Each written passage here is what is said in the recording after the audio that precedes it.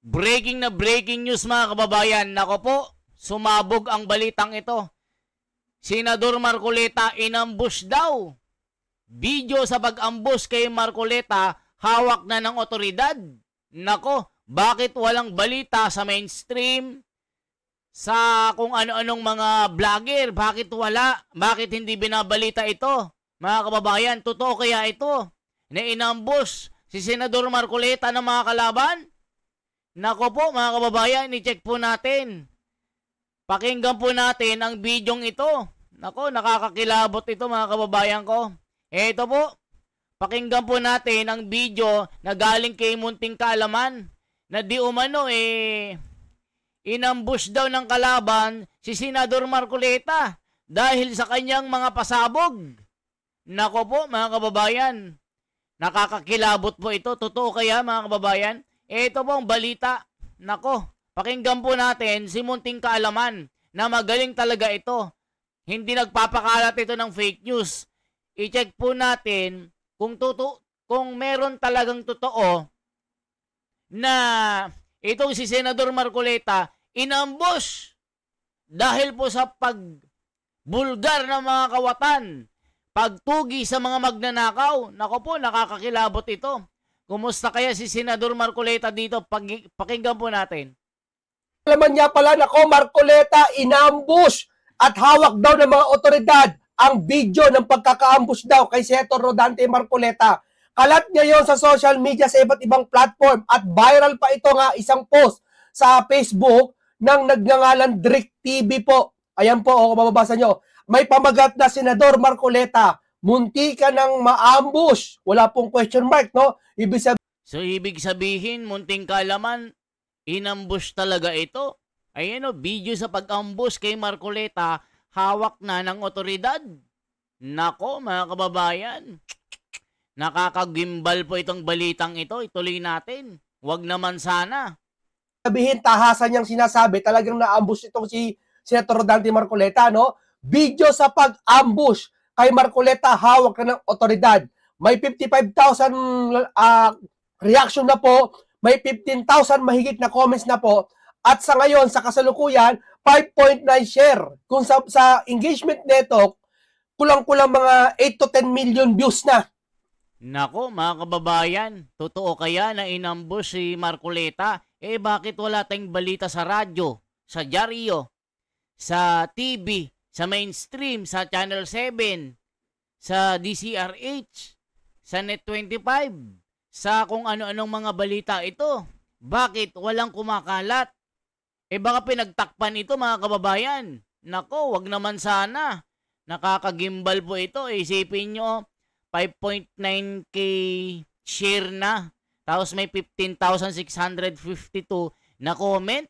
Nako mga kababayan. Wag naman sana si Marcoleta na lang ang pag-asa natin. Nako mga kababayan ko, masamang balita.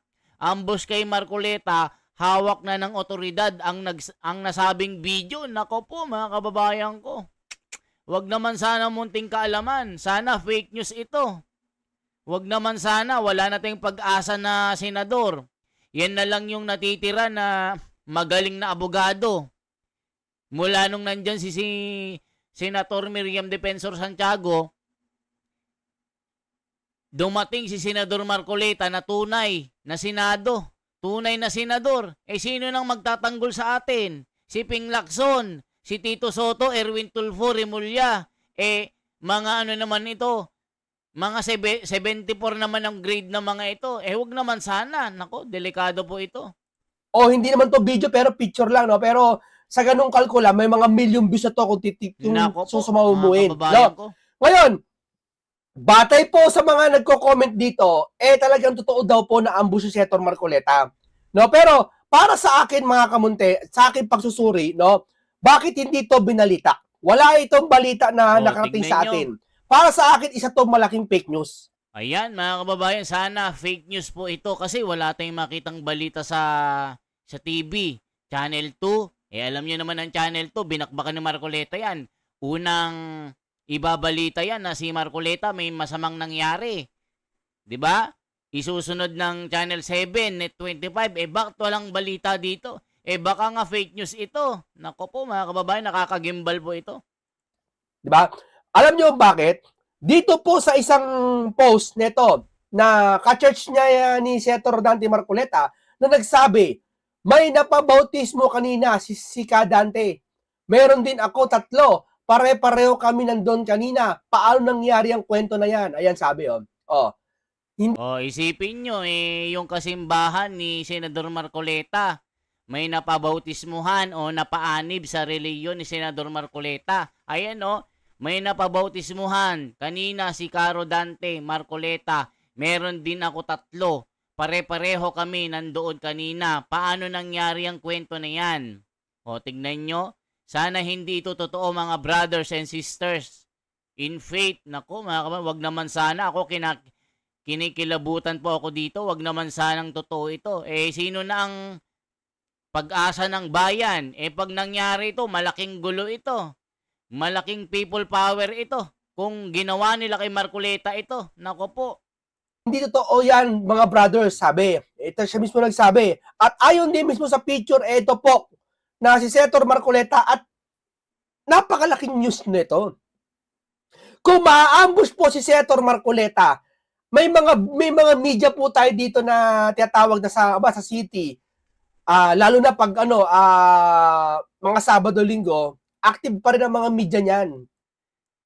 Alam niyo mga kababayan, hindi ito totoo. Posible naman na totoo. Di sana sumambulat na sa social media, sa buong mundo. Pag si Marcoleta ay ginawan nila ng masama, baka ginagawa lang ito ng kalaban na pinagpipray nila na may mangyaring masama kay Senador Marcoleta. Totoo ang sinasabi ni Munting Kaalaman Baka nga gawa ito ng masasamang espiritu. Masasamang may balak kay Senador Marcoleta na siraan para sasabihin na drama-drama, pakulo ng mga DDS, gagawin ito para magkaroon ng simpatya, baka pinag-utos ng kakampi na ganito gawin mo, ambush me. Hindi gagawin ni Senador Marcoleta yan. Gagawin nyo pang masama si Senador Marcoleta, siya na nga ang inambush, tapos sasabihin mo, ambush me. Mga siraulo ito, mga basher na ito, mga kupal kayo, mga buhaya kayo. Wag naman sana Munting Kaalaman na sana fake news ito. Ipag-pray natin na maging ligtas si Senador Marcoleta. Dahil nga, nakita niyo naman ang tapang nito, ng mamang ito. Kinalaban lahat ng mga buhaya. Maliit man o malaking dambuhalang buhaya yan, puputokan ka ni Marcoleta. Walang takot ito Naibulgar ang katotohanan di ba mga kababayan, sasabihin nyo, inambush, baka fake news ito. Wag naman sana, dapat fake news lang ito. Wag totoo kasi pag nangyari ito, kawawa naman yung mama. Wala na tayong pag-asa na umunlad ang Pilipinas. Nanyunyus yan. Nababalita yan, napaplush report yan. No? Ngayon, ito, mismong sa church mismo na dumalo si Senator Dante Marcoleta at sa worship nila, doon siya. At ito, walang pag-aalinlangan doon. No? Ngayon, sa tingin ko, ito ay nagpapakalat lang po ng fake news. No? Kasi wala pong balita, ba't dito binabalita? No? Wala pong marami na po nag-share sa kanyang post. Mga kababayan. Hindi ko alam kung ba't niya ginagawa to. Pero ayon sa mga ibang nagko-comment, DDS naman daw may gawa. No? Tignan nyo mga kababayan. Posible naman na gawin ng DDS yan. Ano yun? Gugustuhin nila na may mangyari kay Senador Marcoleta. Baka pakana ito na mga bangag ito. Pakana na mga dilawan, pinklawan, para ibato na naman sa mga DDS kung ano-ano mga sinasabi nila na paninira sa mga Duterte. Puro paninira, puro salend, puro parmali. Diba, puro Duterte sila paninira, pero yung mga totoong magnanakaw hindi naman hinahabol. I-check natin kung ano yung mga comment ng mga tao dito. Naku, nakakagulat po ito. Kung hindi totoo yan, dapat ikulong ay ang nag-vlog niyan. O, tignan nyo.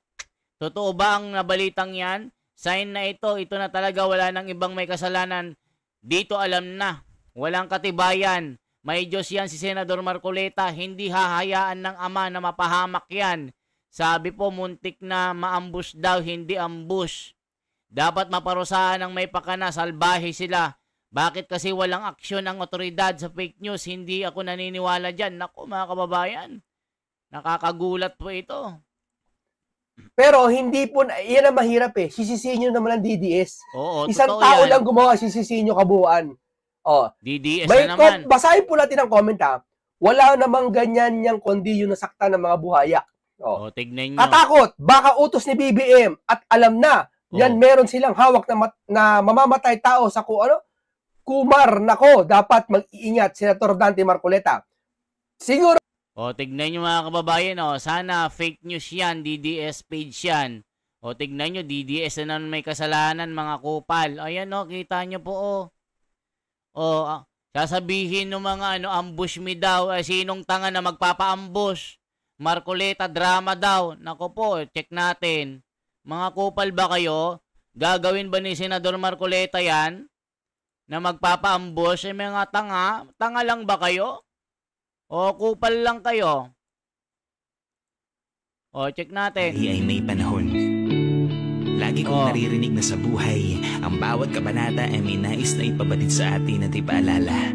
O, kita nyo, tignan nyo yung mga comment. Sinisiraan pa si Marcoleta. Na sinasabi nila, gawa-gawa daw ni Marcoleta ito. Magiging cartoon na rin si Marcoleta. Aba, gusto maging bayani si Marcoleta. O, tignan yung mga basher ito. Si Chabit-Sabit siguro nag-advise, gawin mo ang ginawa ko dati, ambushin mo sarili mo. O, tignan nyo mga kababayan. Mga bobo ba kayo? Gagawin ba ni Marcoleta yan, mga tanga? Di ba mga kababayan, gagawa ba si Marcoleta ng ng ganyang mga estilo? Estilo ng mga bangag yan, estilo ng mga kupal na mga basher ni Marcoleta. Kupal na mga gawa-gawa ito. Siguro ang hulihin yung nag-post niya na sasabihin na si Marcoleta na ambush. Si Raulo ba siya? Pero pina-ambush siya ng mga galit sa kanya. Totoo ba ito? O, ito ang sagot. Fake news, siyempre, DDS page yan eh. O, tignan nyo. Ang patunay mong fake yan, ano din ba ang katotohanan mo na kuro-kuro mo lang din? Tignan nyo wala kang patunay ito, pero sa kakaunting niya sinabi ko kanina, una-una walang balita. Totoo. Pangalawa, yung nasa church siya. Totoo. At sinabi na tunayan. At Totoo wala yan. nang maugong. Dapat pag may inambush dyan, automatic sa kagabi po, pinusto ilang ago. Tingnan natin 15 hours ago, kay Drick TV ito. Kita nyo to? Dapat may 15 balita hours na ago yan sa pala Net mula 25. ngayon, di ba? Sa ngayon, siguro mga 20 hours ago na to, mula na napapanood nyo to ngayon, no? Dapat meron ng balita sa Net 25 kung talagang naambush siya. Pero sana mga kababayan ay fake news po ito. Hindi magandang balita ito na si Marcoleta ay inambush at merong masamang nangyari sa kanya. Hindi maganda po ito mga kababayan. Talagang magkakagulo ang buong mundo pag si Marcoleta ay ginawa nila ng masama. Bakit yung gumagawa ng mabuti ang kanilang gagawan ng masama? Ebidensya sa pag-ambush kay Marcoleta, hawak ng pulis. Sino? Bakang pulis, di ba hawak ng tambalolok? Lord, please ibalot mo ng proteksyon ang butihin naming Senador Rodante Marcoleta. Gabayin niyo siya lagi sa pakikipaglaban para sa katotohanan at hustisya ng aming bayan. Lagi ka pong mag-ingat aming senador. Alam na ng taong bayan kung sino mastermind. Kasama talaga sa trabaho ng isang abogado ang peligro. Kaya amor, ingat. Palagi Senator Marcoleta, mahal na mahal ka ng mga Pilipino. Ayan, mahal na mahal ito ng mga Pilipino, mga kababayan. Parang Miriam Defensor Santiago ito, parang Duterte ito na mahal ng mga Pilipino eh. Ibig sabihin, wala po balita. Sana nag-post na sa page ni Senator Dante Marcoleta. Pumunta ako sa page ni Senator Dante Marcoleta, wala naman. Senador to ng Pilipinas. Hindi ito pwede magtago. Hindi pwede ito itago ng media o ano. Pero nakapagtataka lang, dapat sa mga ganitong panahon, sa bagay linggo kasi, no, patay ang balita, no? bagay sa mga ganito dapat may mga nagpa-fact-check agad ng mga malaking media, mainstream media na sasabihan ito hindi totoo to. Alam niyo mga kababayan, mapa Sabado, Linggo yan, hating gabi, madaling araw, meron talaga mga flash report, mga breaking news. Imposible naman na si Senador Marcoleta, isang senador inambush, walang balita. Tignan nyo, isang picture lang sa FB, talagang pinapakalat nila na sinisiraan nila si Marcoleta, na pinagpipray nila na may masamang mangyari kay Senador Marcoleta para wala nang magtanggol sa mga Pilipino, para mamayani ang mga magnanakaw, mamihasa ang mga buhaya sa lipunan at sa gobyerno. Ang ginagawa nila, gumagawa sila ng kababalaghan para talagang kainin ng sistema, mawala ang mga mabubuti. Huwag dapat ganun. Dapat mawala ang mga masasama, hindi gaya ng mabubuti na gaya ni Senador Marcoleta. May Diyos na buhay yan. May nagbabantay dyan na anghel kada minuto, segundo, kada oras. Araw-araw yan, binabantayan ng Ama sa langit yan. Maraming bantay yan na iskan. Volunteer yan, mga marine, sundalo na retirado. Talagang bantay sarado si Marcoleta. Sana fake news po ito mga kababayan, kasi nakakagulat po ito. Nakakagimbal na balita ito kung totoo na may nangyari kay Senador Marcoleta. Wala na pong mangyayaring hustisya sa lipunan. Malaking gulo ito kung mangyayari na pati si Marcoleta pinakialaman nila. Matinding gulo ito. No? Ang nakapagkataka lang, pag si School Bukol may nagpakalat ng fake news, agad-agad may mga nagsasabi, nagpo-post, na malaking mainstream media na fake news yung pinapakalat labang kay School Bukol. Samantala kay Senator Dante Marcoleta, itong post na to. Si tu comprends le français, mais... O, kita nyo mga kababayan? Pag sa mga kakampi nila, post ng post, pero pag kay Marcoleta walang post, mga social media, mga fake news na mga mainstream media. Kasi nga, sabihin na naman nila, marketing na naman ng mga DDS. Pakana ng mga DDS, sasabihin na naman ng mga hinayupak na mga ito. Nakakagigil kayo, ginigigil nyo si The Wonder dito ha. Sana fake news po ito mga kababayan, kasi pag totoo ito, hindi totoo ito mga kababayan, fake news po ito. Sana po, maging fake news lang ito, na wag naman sana may mangyaring masama kay Senador Marcoleta. Kasi pag meron mga kababayan, talagang gugulo ang buong mundo dito. Hindi papayag ang mga Pilipino na may mangyaring masama kay Senador Marcoleta. Papatnubayan ito ng Panginoong Diyos na buhay sa langit. Gagwardyahan po ito mga kababayan. Hindi pwedeng maging totoo ito. Sana binalita na ito. Kakakilabot ha kung totoo ito ha. Ambush si Senator Dante Marcoleta ay wala naman dumidepensa na kung ito ba ay totoo o hindi. No? Ito hindi natin alam kung talagang gano'ng kasigurado to, na paano niya masabing totoo ito. Pero parang sa akin, teorya palagay sa akin pag-research hindi ito totoo. Dahil unang-una nga walang balita. Pangalawa, may maraming malapit na ka-church niya na dapat inihayag na sa Facebook. Nakita natin, Totoo nalaman yan. natin talagang totoong inambush. No, may video talaga. Gawa-gawa lang itong, may sasakyan pang nasa gubat nata. Parang lugar ito ng bandang kabundukan May mga pulis parang nirikit nila yung larawan ni Senator Dante Marcoleta dyan para palabasin na ambush, no? Kaya niya pinusto, maaring click, mainganyo yung mga tao sa unang kita ng larawan. Sa unang pagbasa, mainganyo yung tao na po, di ba? Pero, nalalagay siya sa kalagayang fake news kung ito ay hindi totoo. Di ba? So yan mga kababayan, totoo yan. Sana po itong balitang ito tungkol po kay Senador Marcoleta na may masamang nangyari sa kanya na inambush. Sana meron ng pangalan ng hospital, meron ng nagbalita ng mga, lalong-lalo na sa Net25, sa ganang mamamayan. Binalita na ng mga kapatid ito. Binalita na sa mainstream media. Binalita na natin kung totoo ito. Ang nakita natin, post sa fake news. Sana fake news lang ito mga kababayan, kasi wala tayong makita na kahit anong balita. Naghalughog na ako mga kababayan sa IG, sa Twitter, sa Friendster, kung ano-ano pa. Tinignan ko na lahat, pati Amerika. pati sa buong bansa ng mga balita, wala akong makita mga balita na inambush si Senador Marcoleta kahit dito sa local news, local radio station, FM radio, wala. Lahat po, ginugel ko na, wala po. Nag-iisang picture na ito na nakita natin na sinasabi na si Senador Marcoleta inambush. Mga kupal, nagpapakalat ang fake news. Sana fake news lang ito mga kababayan na inambush siya. Kasi pag may nangyari talaga, naku, nakakalungkot po ito. Pangalawa, para sisihin na naman ng DDS. Nagawa-gawa ng DDS yan. Yan ang hirap papaliwanag ko Huwag niyong sisisihin ang DDS pag may mga ganito. Hindi porket ang isang DDS nag-post ng ganito, ay kasalanan ng lahat. Di ba? Kasalanan naman ni Duterte. Nananahimik yung mga Duterte doon, si Vice, si Duterte nananahimik, ando doon, nagpo-post yung mga followers nila, isisisi nyo sa kanila.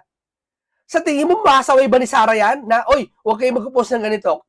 Damdamin ng isang tao yan kung sakaling DDS to Kaya, hindi, gawa-gawa ito ng mga dilawan, pinklawan, bangagan. Yung mga galit na galit kay Senador Marcoleta na kumakampi sa mga buhaya, kumakampi sa mga kawatan na magnanakaw sa pera ng bayan. Ginagawan nila ng balita na masama para, yun nga, gawan nila ng kwento. Para kunwari, sasabihin na naman nila, ambush me, ganon. Gagawa na naman nila ng kwento si Senador Marcoleta na gumagawa ng kwento. Ganyan po ang gawain ng mga bangagan, dilawan at pinklawan. Di ba mga kababayan, ganyan sila. Idol na idol pa rin nila itong mga magnanakaw na ito. Kahit niloloko na sila, pinagnakawan na sila, idol pa rin nila. Loyalista pa din sila. Ay nako, ewan ko ba sa mga loyalistang ito.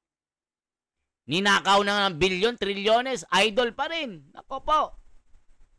mahirap Pag nagkakasala yung isang botante ng DDS, kasalanan ng lahat Yeah. Para mga talagang allergic sa mga DDS, di ba? Huwag ganon, maging patas kayo. Kung ano yung kasalanan ng isang member ng DDS, isisi nyo lang doon sa nagkasala, huwag sa kabuuan. Tama yan. Huwag nyong isisi sa mga DDS lahat. Di ba mga kababayan? Ganyan kayo kayo, ninakawan na kayo, idol pa rin nyo. Mga tonto, duldog, bebot, but-but. Yan ang mga sabi ng mga iba't ibang mga lingwahe para ipaintindi sa inyo. Ewan ko sa inyo. Ginigigil nyo ako O mga kababayan, ano masasabi nyo dito? Na balita po na talagang inambush daw si Senador Marcoleta. Pero sana ipag-pray po natin na fake news talaga ito. Na sana hindi totoo. Kasi pag nangyari ito, talagang malaking gulo ito. Lalong-lalo na po sa kapatiran ni Senador Marcoleta.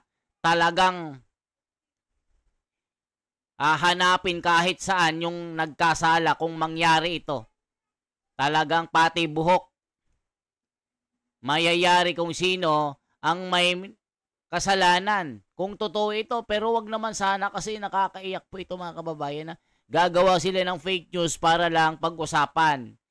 Pero pag-pray po natin, malaki po ang chance na fake news po ito kasi walang lumalabas sa social media sa mainstream media, sa mga radyo, sa mga kung ano-ano pang mga pahayagan, YouTube, FB, kung saan-saan pa para ibalita ito sa mainstream, wala din.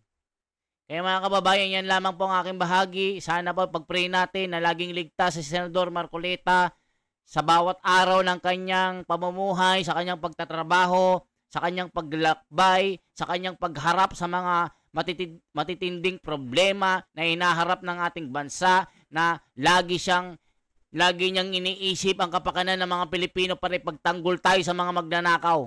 Mga kababayan ko, salamat po sa inyong lahat. Ako si The Wonders Philippines. Mabuhay po. Isang subscribe, isang like po, isang share po para mas maganda po para pag-usapan po natin ng balitang ito. Mabuhay po. Salamat munting kalaman. Napa-react ako sa video mo. Nagulat ako. Pag-pray po natin na maging hindi totoong balitang ito na inambush si Senador Marcoleta. Mabuhay po.